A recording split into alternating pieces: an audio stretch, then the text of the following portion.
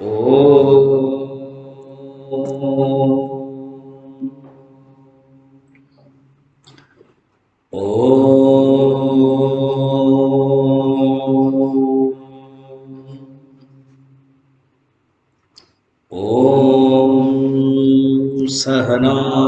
भवतु सहनौ भुनक्तु सह वीर्यं करवावहै तेजस्विनावधीतमस्तु मा विद्विषावहै।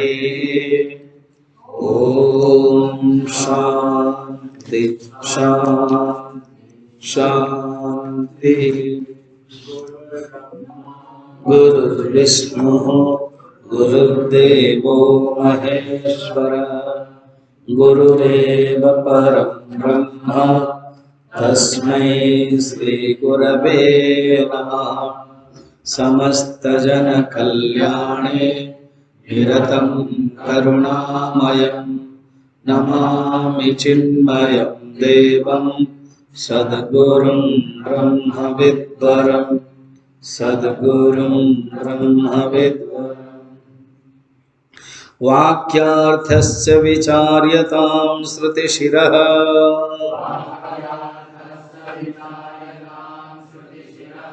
पक्षः समाश्रियताम् दुस्तर्कात् सुविरम्यतां श्रुतिमतः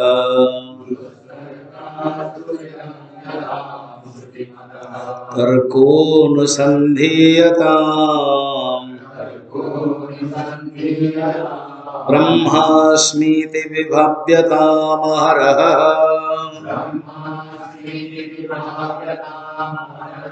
गर्वः परित्यज्यताम्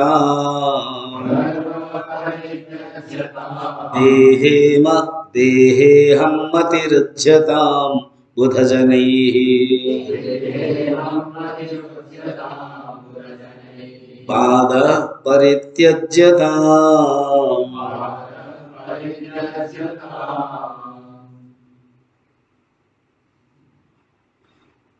वेदांत के अनुसार साधना जो है दो प्रकार है, एक है बहिरंग साधना और एक अंतरंग साधना।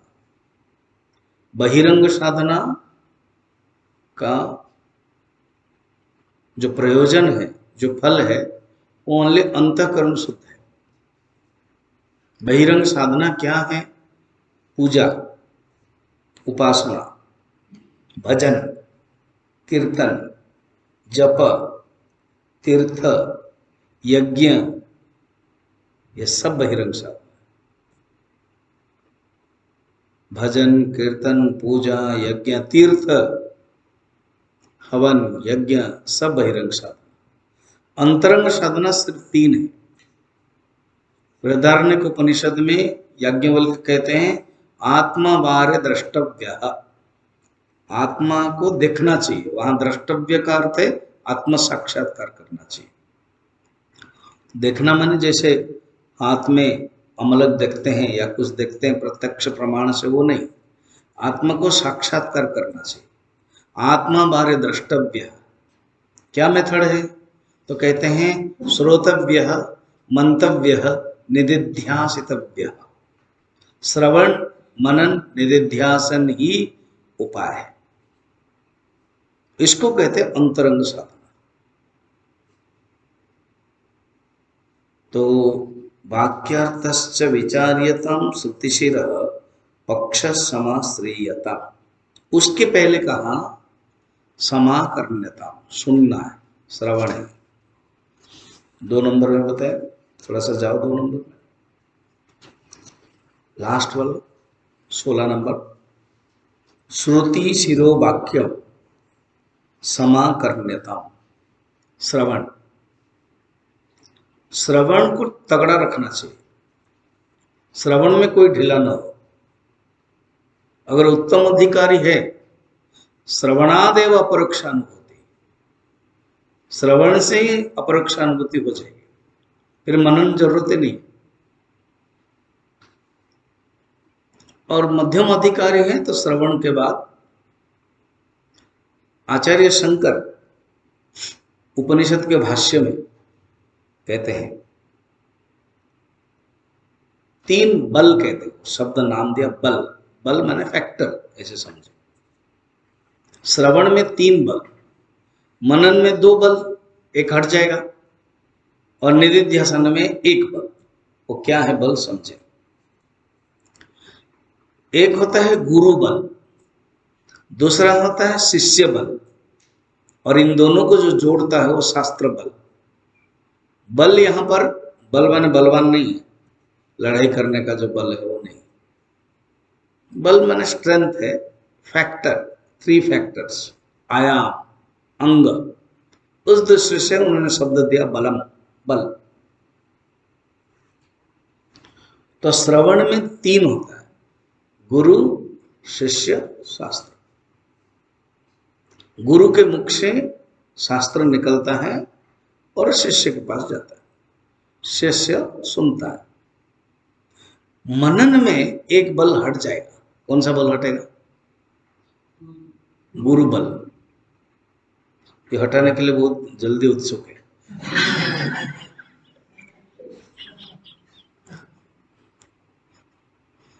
तो मनन में गुरु बल हट गया, तो गुरु नहीं है।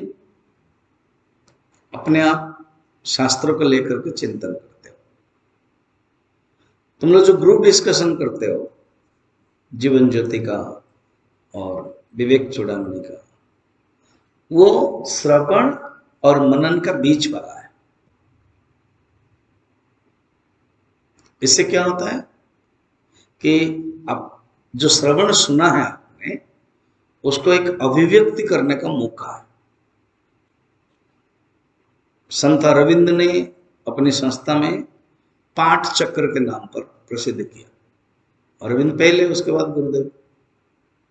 और रामकृष्ण मिशन आदि हिंदू धर्म के मिशनरी के दृष्टि से, शंकराचार्य मिशनरी की दृष्टि से पहले देखा जाए तो उन्होंने भी इसको महत्व दिया विचार करने के लिए, कि आपस में जब मिलते हैं, जिसको ग्रुप डिस्कशन कहते हैं। हमारे फील्ड में, सेंटर में, इसी को स्टडी क्लास कहते हैं। हम लोगों ने जो कहा कि स्टडी सर्कल, पाठ चक्र, उनके शब्द में। हमारे चिन्मय मिशन में इसी को स्टडी क्लास कहते हैं। और जब ओनली लेडीज मिलते हैं तो उसको गुरुदेव ने नाम दिया देवी ग्रुप। अभी बीच में आया था कि देवी ग्रुप, फर्स्ट देवी ग्रुप कॉन्फ्रेंस बेंगलोर, ऐसे कुछ कोई एक जगह पर हुआ था, किसी राज परिवार के प्रसाद में। सब लेडीज आए थे, तो गुरुदेव का एक टॉक था। उस दिन से देवी ग्रुप स्टार्ट हुआ। देवी ग्रुप कॉन्सेप्ट कैसे हुआ? क्योंकि जो माता लोग है, जो लेडीज है, वो फ्री रहते हैं। स्पेशली उनके जो टाइम है 11 से 12 हो, 4 से 5 हो, तो उसमें खान पान के चक्कर नहीं बनाने का, या तो पहले है या तो बाद में है, फ्री है अपने ब्रेकफास्ट के बाद। तो गुरुदेव ने उस सोच करके एक बनाया देवी ग्रुप। तो देवी ग्रुप में ओनली देवी रहेगी, माता रहेगी। मगर स्टडी ग्रुप में दोनों रह सकते हैं। जैसे बस में लेडीज सीट में ओनली लेडीज बैठेंगे, मगर जनरल सीट में भी लेडीज बैठ सकते हैं, है ना? तो ऐसे ही है, इंटरेस्टिंग। गुरुदेव ने कहा देवी ग्रुप में ओनली देवी। फिर ये लोग आएंगे ना, वो अपना टांगे अड़ाएंगे। कम टांग अड़ता है क्या? इस तरह से पुरुष का टांग ज्यादा अड़ता है, इसलिए मना कर दिया स्ट्रिक्ट। मगर स्टडी क्लास में सब आए। तो देवी ग्रुप हो या स्टडी क्लास हो, पर्पज क्या है? शास्त्र जो सुना आपने ज्ञान यज्ञ से, श्रवण के बाद ही देवी ग्रुप हो सकता है। श्रवण किया ही नहीं तो देवी ग्रुप नहीं होता है। किसी सेंटर में पहले ज्ञान यज्ञ होता है, ज्ञान यज्ञ, ज्ञान यज्ञ, ज्ञान यज्ञ, उसके बाद कमेटी बनता है, उसके बाद एक्टिविटीज चलता है। उस एक्टिविटीज में ये एक स्टडी क्लास, देवी ग्रुप। बच्चों के लिए उसको बोलते हैं बाल विहार,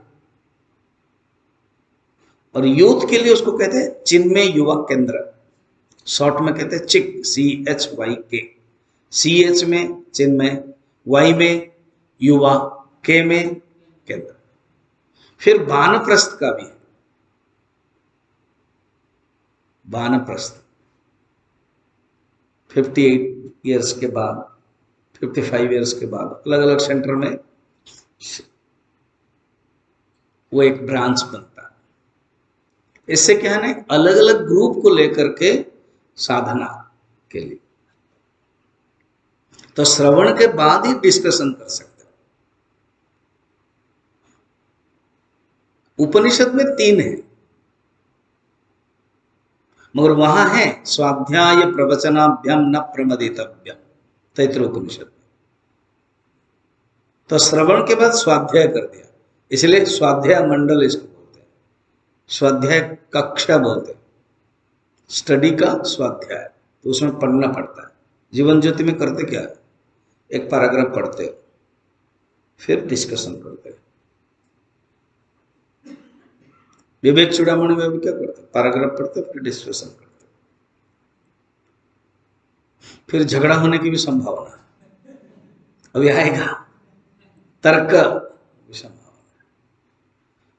बैठ के झगड़ा कर रहे हो तो ठीक है, मगर खड़े हो जाएगा तो मुश्किल होगा, फिर वो झगड़ा नहीं होगा, फिर वो मुक्का मुक्की चलेगा।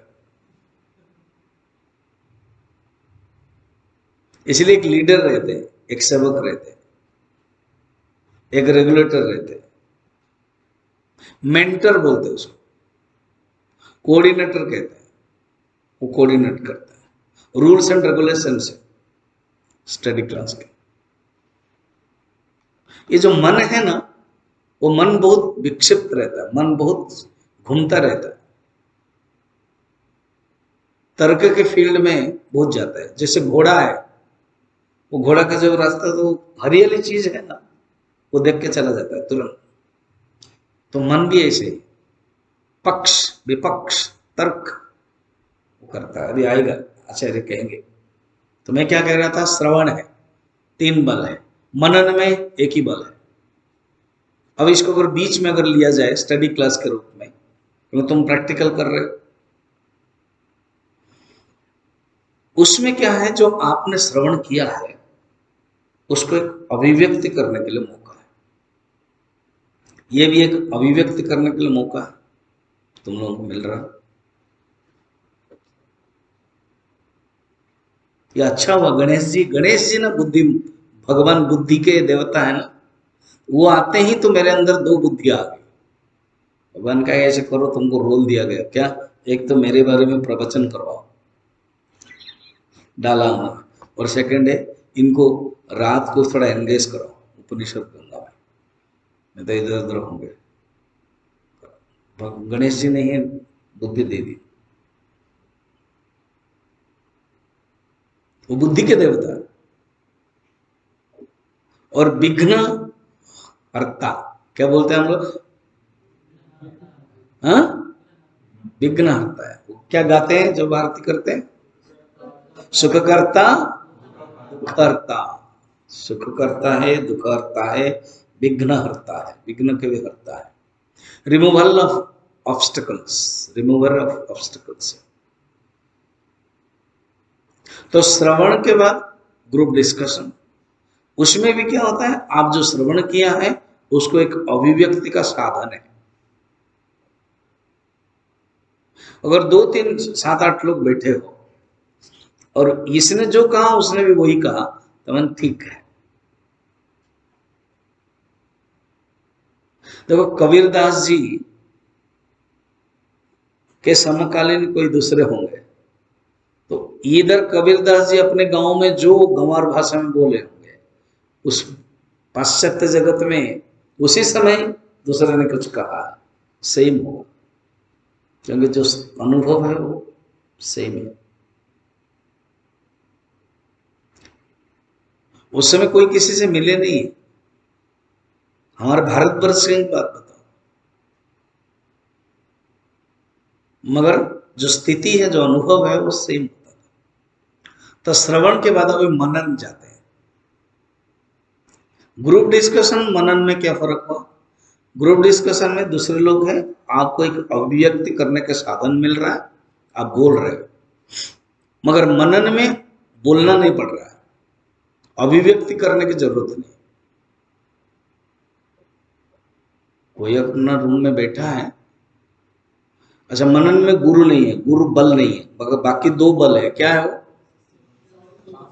शिष्य बल है और शास्त्र बल है। शिष्य बल जरूरत है।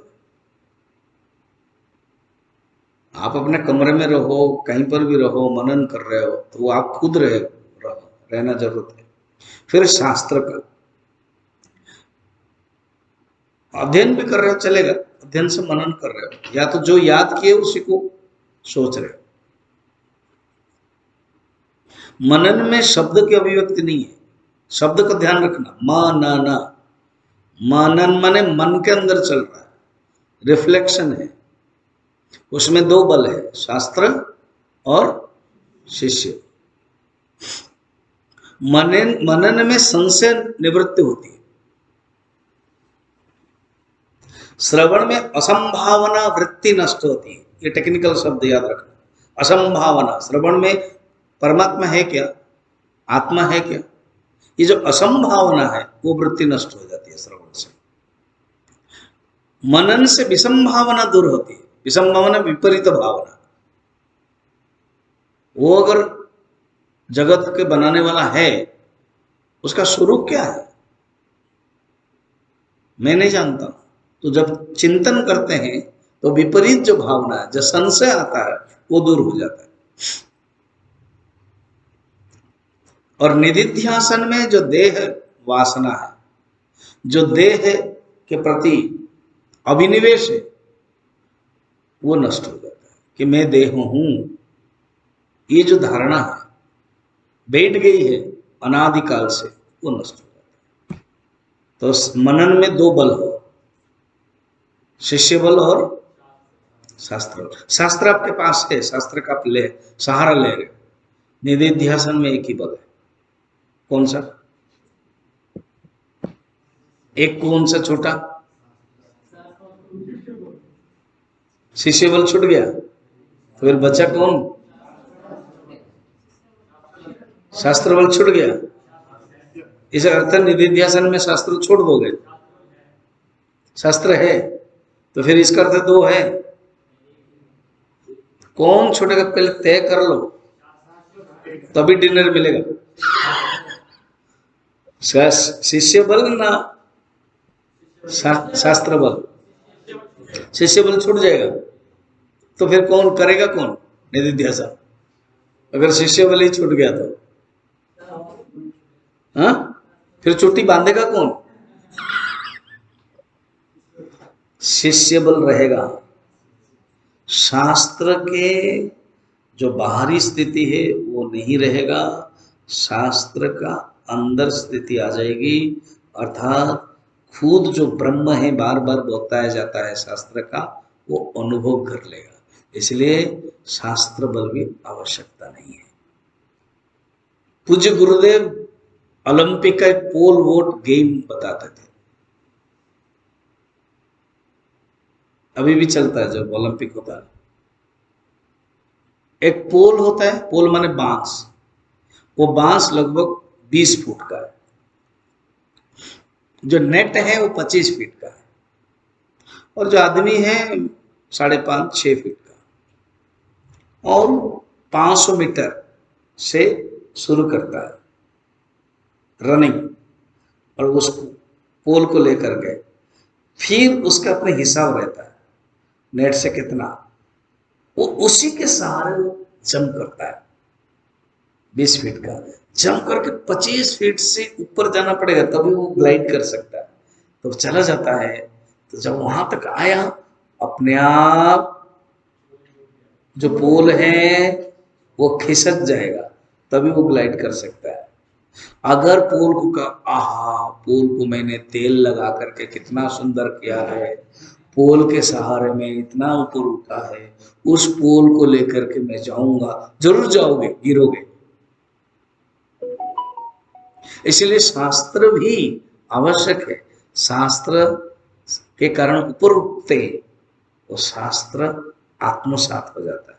इसलिए गुरुदेव को ना गुरुदेव का हर साल किसी सेंटर में जाते थे, गुरुदेव ज्ञान यज्ञ में, तो गुरुदेव को सुनते थे, पुरानी बातें बोल रहा हूँ। तो गुरुदेव, I have gone through your Gita 20 times. गुरुदेव बड़ा सुंदर स्माइलिंग करके बोलते थे, ओहो you have gone through 20 times. Has Gita gone through you one time?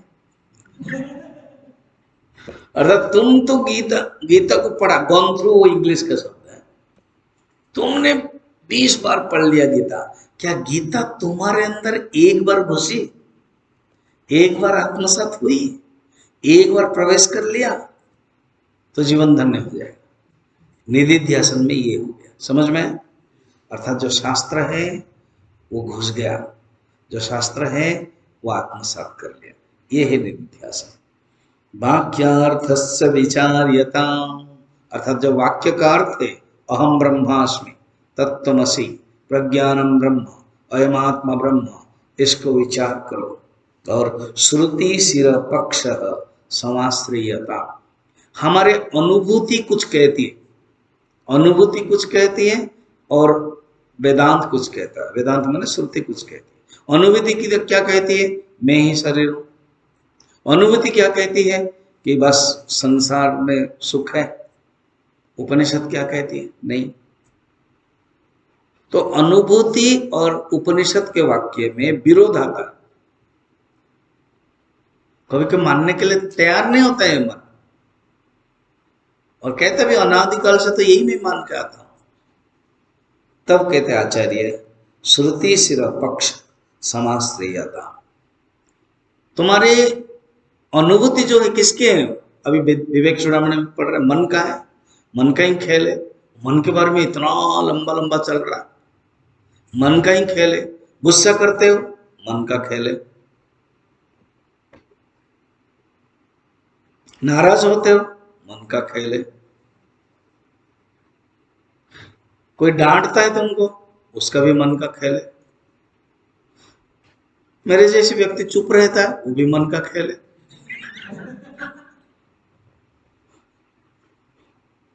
सब मन का खेल है। तो मन कुछ विरोधाभास सोच सकता है। मन इज ए चीटर, बताया था ना विवेक चूड़ामणि में, मन धोखा देता है। मन, वो पुरुष राजा पुरु है, अलेक्जेंडर से हार गया। कितना सुंदर कथा, उसको याद करना मुझे बहुत अच्छा लगता है। चाणक्य सीरियल में था वो जो राजा पुरु है वो सोए हुए हैं, आहत है। आहत समझ रहे? एक होता है आहत और एक होता है निहत। आहत माने जख्मी, ऊंस, और निहत माने, निहत माने निहत माने नहीं समझ रहे हो? निहत माने गया, राम नाम सत्य है, वो है निहत। तुम निहत में रहना चाहते हो ना आहत में रहना चाहते हो? स्वामी जी, हम ना नियत में रहना चाहिए ना आहत में रहना चाहिए, हम तो हित में रहना चाहते हैं। मी और आ हटाओ, हित। तो वो आहत में थे, वैद्य उनको कुछ कर रहे थे सेवा। तो उन्होंने कहा, हे राजन, कुछ पूछूं आपको, बात पूछूं, आप बुरा न माने ना। ये बोलने की शैली है ना, कभी कभी आप लोग करते हो। तो बोले पूछो, आप वैद्य है, मेरे संबंध है, पूछो ना। आप हार गए, आप राजा है, मैं आपको बचपन से देखा हूं, आप एक स्वाभिमानी राजा है, आप हार गए, आपका मन कैसे लग रहा है? हारा हुआ मन। कल देख रहे थे ना वो लीलावती, वो खेल रही थी, तुम चले जा रहे हो, ठीक है मैं हारा तू जीती। तो उसके पिताजी कहते हैं, तुम कभी भी हारोगे नहीं, हम तुमको जिताएंगे। क्या सुंदर है ना वो भास्कराचार्य, गोल गोल कर रहे थे और बोलते ही जाते थे। हाँ, सहस्रा, शतदल, पद्म, क्या माने सचमुच हमारा ना रोमांच हो जाता है कि ऐसे हमारे भारतवर्ष में महान मनीषी पैदा हुए थे। थोड़ा सा कुछ ही मैथमेटिक्स सीख गया कोई, उसको प्रचार करते गए, इतना सुंदर वेदांग ज्योतिष प्रचार ही नहीं। क्या ब्यूटीफुल। तो पुरुष को जब पूछा, गुरु को, क्या आपको खराब नहीं लगता? क्या सुंदर जवाब है। मन का धर्म है, मन हमेशा अपना अनुकूल ढूंढ लेता है। ठीक है, ये मन का धर्म है। हमेशा परिस्थिति को, विपरीत परिस्थिति भी वो ढूंढ ही लेता है, उसको अनुकूल बना लेता है। तो मन मानता नहीं है, मन कभी कभी विरोधाभास में रहता है। तो कहते हैं उसको याद रखो, मन को अपना अनुकूल धर्म में डालो, और वो है श्रुति सिरपक्ष समाश्रयता। मन को, बुद्धि को, विचार को श्रुति सिरपक्ष में डालो। जो श्रुति कहती है वो अभी विश्वास नहीं होता है, अभी मेरी अनुभूति विरोध कहती है, शास्त्र कुछ अलग कहता है, मगर फिर भी मानो। नहीं नहीं नहीं, मन के अंदर ना स्वामी जी बहुत तर्क आता है, मानने के लिए तैयार नहीं होता है। मन मानता नहीं है, इसलिए मन मानी है। तब क्या करना चाहिए? देखो क्या कहते हैं, दुष्तर्का सुविरम्यतम, अर्थात दुष्तर्क को तो प्रश्रय मत दो। जो तर्क होता है, दुष्तर्क, एक होता है तर्क, चार शब्द है वेदांत में आएगा। एक होता है संवाद, दूसरा होता है वाद, तीसरा होता है जल्प, चौथा होता है वितंडा। ये न्याय शास्त्र में प्रसिद्ध माना जाता है, आर्ट ऑफ कम्युनिकेशन।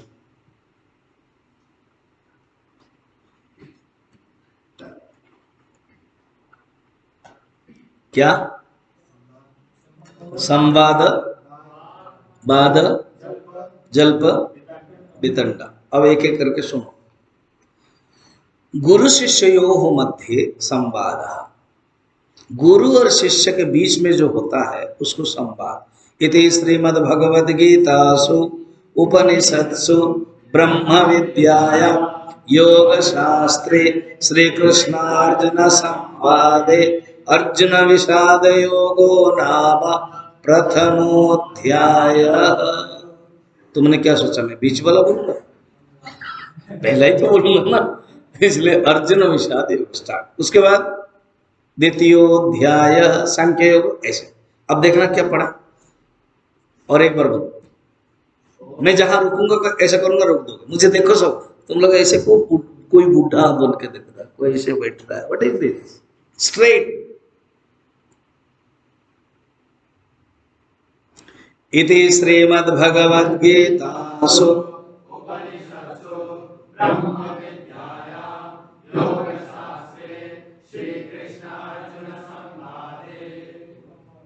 देखा, मुझे कोई देख नहीं रहा है इसलिए गड़बड़ कर रहा है। संवादे आ गया ना। इति श्रीमद्भगवद्गीतासु उपनिषत्सु ब्रह्म विद्यायां योग शास्त्रे श्री कृष्णार्जुन वादे है क्या? श्री कृष्णार्जुन जल्पे है क्या? श्री कृष्णार्जुन वितंडे है क्या? समझ में आया? अर्थात भगवान जो कृष्ण बोल रहे हैं, अर्जुन मान रहे हैं। कहते हैं मैंने कितना गलती किया, मैं, आप भगवान हो, पूर्ण समर्पण है। अजानता महिमानम तवेदम, हे कृष्ण हे यादव हे सखेति, पूर्ण समर्पण। कार्पण्य दोषोपहत स्वभाव पृच्छामि त्वं धर्म सम्मूढ़ चेता यश्रेयस्या निश्चितम ब्रूहि तन्मे शिष्य तेहम साधिमां त्वां प्रपन्नम। शिष्य, मैं आपका शिष्य हूं। संवाद। सेकंड वाला क्या है? वाद। मित्र पक्षयो हो वाद, मित्र मित्र में जो आपका ग्रुप डिस्कशन में चलता है। कुछ बोला तुमने, उसने नहीं नहीं नहीं मित्र, ये हठयोग का क्यों अर्थ है? उस दिन मंदिर में मुझे बता रहे थे, हठयोग को क्या अर्थ समझेंगे, है ना? हठयोग का अर्थ क्या होता है, हठयोग को क्या समझेंगे? एक बोलता है नहीं यही है, एक बोलता है बिल्कुल नहीं है। हठयोग के लिए हट हो गया, इसको क्या कहते हैं? वाद, कम्युनिकेशन, फ्रेंड फ्रेंड में जो चल रहा है, इसी को ही लॉजिक कहते हैं, इसी को ही तर्क कहते हैं, वाद। उसी को ही हम लोग हिंदी में भी व्यवहार करते हैं, वाद विवाद। क्या चल रहा है? वाद विवाद। अगर हॉस्टल हम जाएंगे, थोड़ी सी आवाज आएगी, दो एक ही रूम में दोनों चल रहा है, तो हम देखेंगे वाद विवाद चल रहा है। वहां संवाद नहीं चल रहा है, एक प्रवचन दे रहा है और एक विवेक चूड़ामणि मना हाँ मना सहले, ऐसे कुछ नहीं चल रहा है। तो क्या चल रहा है? वाद विवाद। फिर और भी चलेगा तो उसका जल्पन वितंडा चलेगा। अभी बताऊंगा जल्प वितंडा क्या है। जल्प क्या है? स्वमत मंडनम, अपना मत को मंडन करना है। और परमत खंडनम, अपने सिद्धांत को मन में जो बोल रहा हूं वो, देखो कितना एक्सपीरियंस है आपको। मैंने बोला ही नहीं, आपने बोल दिया, क्योंकि वो आप रोज करते हो सही। मैंने जो बोला है वो सही, मैंने जो बोला है। ग्रुप, तुम लोग जो ग्रुप बनता है ना, जो सत्संग हॉल, मंदिर, चार भी इकट्ठा नहीं हो पाते होंगे। कोई बोलता है ये करेगा, कोई बोलता है वो करेगा, कोई बोलता है ये होगा। मैं बोलता हूँ तो सही है, पता है कि नहीं? ऐसे नहीं कि वो बहुत सुंदर से सब चल रहा होगा, बिल्कुल नहीं, रोज कुछ ना कुछ चलता होगा। उसको कहते हैं मैं जो कह रहा हूं वो सही है, तुम जो बोल रहे हो गलत है। ये है जल्प। वितंडा क्या है? तुम क्या बोल रहे हो मुझे पता नहीं है, मैं क्या बोल रहा हूं मुझे पता नहीं है, मगर तुम गलत हो।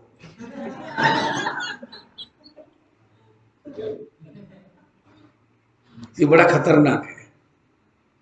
तुम गलत हो, कुछ भी बोलो गलत, बड़ा मुश्किल है। इसलिए ये कहते हैं भाई इसमें मत पढ़ो। दुस्तर्का सुविरम्यता, बाद सम एक्सटेंट ठीक है, मगर जल्प और वितंडा तो बहुत ही मुश्किल। किसी ने कहा होगा कि मैंने ये देखा, मैंने ये गलत किया। कोई बोलेगा ये पोहा में कीड़ा निकला, आपने दिखाया। एक ने कहा भाई ये तो जीरा है, एक तो नहीं ये कीड़ा है। अरे बाबा ये जीरा है, जीरा ही जब तेल में डालता है तो काला हो जाता है। नहीं नहीं ये कीड़ा है। अब बताओ ये कीड़ा है कि जीरा है? तो तुम कीड़ा बोलोगे, मगर जो बोलने वाला बोलेगा जीरा है। तो इसको बोलते हैं वितंडा। फिर भेजना पड़ेगा लेबोरेटरी को, पालमपुर साइंटिस्ट रिसर्च सेंटर भेजना पड़ेगा कि वहां वो बोलेंगे कीड़ा है कि जीरा है। समझ में आया? इसको कहते वितंडा। मैं जो बोल रहा हूं सही है। अच्छा कीड़ा हो कि जीरा हो, तुम तो खाने वाले हैं नहीं, फेंक दो। नहीं, मैंने कहा है ये होना चाहिए। इस पॉइंट पर अगर सिद्धांत नहीं होगा, हाँ मैं अपना अटैची, देखो कितना एक्सपीरियंस लोग हैं। अगर इस पॉइंट पर अगर आप निकल रहे हो, तब तो जिंदगी में कभी भी अनेक जन्म तक वेदांत नहीं पढ़ सकते। इसलिए वितंडा हटाओ, जल्प भी हटाओ, बाद को भी हटाओ। ओनली संवाद, दुस्तर्कात् सुविरम्यता। फिर कहते तर्क करो। कैसे तर्क करना है? आचार्य सिखाते। अगर तर्क सीखना है तो आचार्य शंकर से, लॉजिक सीखना है तो आचार्य शंकर से, वाद विवाद सीखना है तो आचार्य शंकर से। जब भाष्य पढ़ोगे ना मजा आएगा। अभी मैं 13 चैप्टर पढ़ा रहा हूं वहां मॉर्निंग, उसमें स्टार्टिंग कर रहे, इतना लंबा दे रहे हैं 10 पेज का भाष्य है। क्या कहते देखना, कितने नंबर है ये, 16 गया, 17, 18, 19, 20, 20 नंबर में। श्रुति मत तर्क अनुसंधीयता, श्रुति में, वेद में भी तर्क है, और वेद के जो उपजीव्य ग्रंथ है, वेदांग है, उपवेद है, उसमें भी तर्क है। उसके जो तर्क है ना, श्रुति मत के जो तर्क है, उसके अनुसंधान करो, उसके अनुसार चलाओ। जैसे एग्जाम्पल देखो, प्रत्येक कार्य का एक कारण होता है, क्या? Every effect has a cause, number 1। इसको पूज्य गुरुदेव ने लॉजिक ऑफ स्पिरिचुअलिटी कहा। उनके जो गीता के जो प्रवचन है ना 18 चैप्टर का, अलग अलग जगह पर, यहीं पर भी दिया है, यहां पर भी गीता दिया, बॉस्टन में दिया है, ज्यादातर वही हम लोग सुनते थे। मेरे कोर्स के समय जब मैं आचार्य था, तो हर संडे में वो जहाँ पादुका पूजा होती है, वहां पर जो टीवी है ना, और वो बड़ा वाला मशीन था, वो हम लोग गीता सुनते थे गुरुदेव का। पूरा टोटल कोर्स में हम लोग ने सुन लिया हो, वही अमेरिका के बाहर का प्रवचन, यहाँ पर कभी हुआ है। गीता मैराथन कैंप गुरुदेव लेते, मैराथन समझ में आ रहा है? मैराथन का अर्थ है लंबा, मैराथन कैंप लेते थे।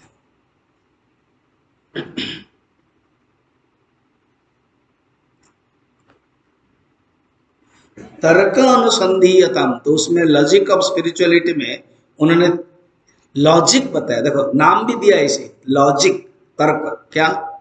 Every effect has a cause, प्रत्येक कार्य का एक कारण रहता है। तो ये तर्क कैसे जाना है, बुद्धि में कैसे तर्क करना है? क्योंकि मन जो है ना, मन बुद्धि कोई अलग अलग चीज नहीं है कि अंतःकरण। मन को अगर कोई बच्चा अगर घर में खा नहीं रहा, घर में नहीं खा रहा है, तो इसका अर्थ क्या है? घर में अगर नहीं खा रहा है तो इसका अर्थ क्या है? एक्सपीरियंस लो, बाहर खाता है नहीं। तो मन को अगर तुम शास्त्र के अनुसार तर्क नहीं दोगे, तो वो क्या करेगा? बाहर करेगा, वो बाहर अपना तर्क लागेगा। ये नियम है। तो इसीलिए कहते हैं तुम तर्क डालो। कैसे? देखो कैसे तर्क दिया जाता है, ट्रेनिंग कैसे दिया जाता है मन को, एक्सरसाइज कैसे किया जाता है। कहते तुम सब देख रहे हो ना ये जगत को, ना उपनिषद कैसे तर्क देते हैं, देख रहे हो जगत को ना, ना ये प्रत्येक कार्य का एक कारण रहता है, प्रत्येक कार्य का एक कारण रहता है। मैं 2 करके नेक्स्ट कल बताऊंगा। सेकंड है, कारण ही अनेक रूप में कार्य बन जाता है, एक ही कारण ही अनेक कार्य हो जाता है। Cause is one and it forms in different forms and becomes effect. मिट्टी एक ही है और अलग रूप में, घड़े के रूप में, कुल्हड़ के रूप में बन जाता है। ये इसको हम डिटेल और बताएंगे। तीसरा है, कार्य से कारण को हटाओगे क्या बचेगा?